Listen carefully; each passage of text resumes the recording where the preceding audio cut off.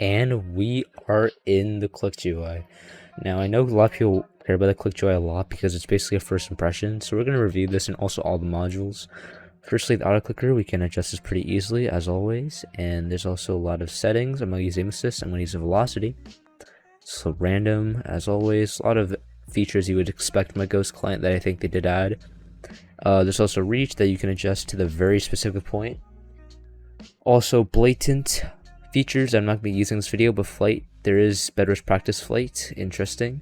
Render, there's ESP that I'm going to use, and there's also a HUD that I'm not going to show off in this video, but it's very nice.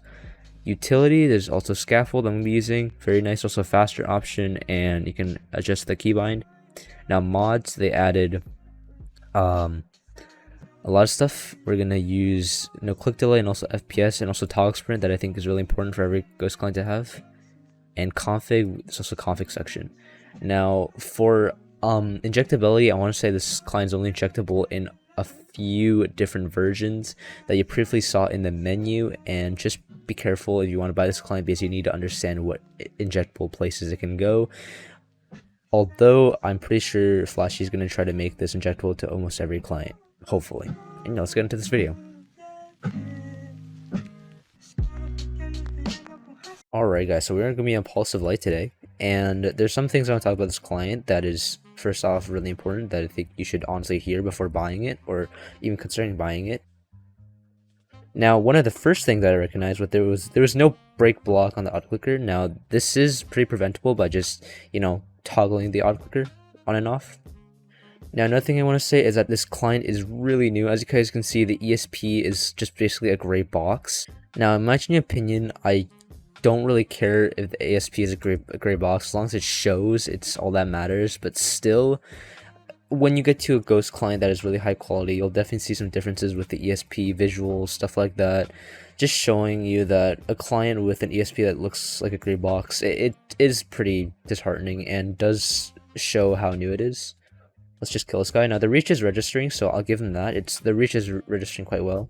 Now for people who are looking for something crazy cheap, then this client really is something you should buy. But like if you use a code, it costs less than $5.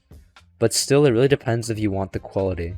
Now, I know a lot of people would rather have quality over just price, because that's what the Ghost client community is all about, raising a high price but having a good product. And we can't even get this guy. Now, injectability is also something I really want to talk about. This client is not really injectable into many clients. In fact, it's only injectable into like vanilla and Forge, and also other clients, but they usually have to be an offline version. And I don't know what people feel about that, because I know for a fact a lot of people want to inject into their favorite clients to actually PvP. So I think Flashy did a good job, being the fact that he doesn't even do external clients at all. I think this is a good start and a good base for a client to start off as, but I just don't think it's ready just yet. I mean, it is, they added a bunch of features that I feel like is quality of life, and I think it's a good starter. But if you want to like actually get a client that's really high quality, I do think there's other options that are a bit more expensive, but still I think everything about a Ghost client is basically quality over price, and I just don't see that with Pulsive, even though it is really cheap.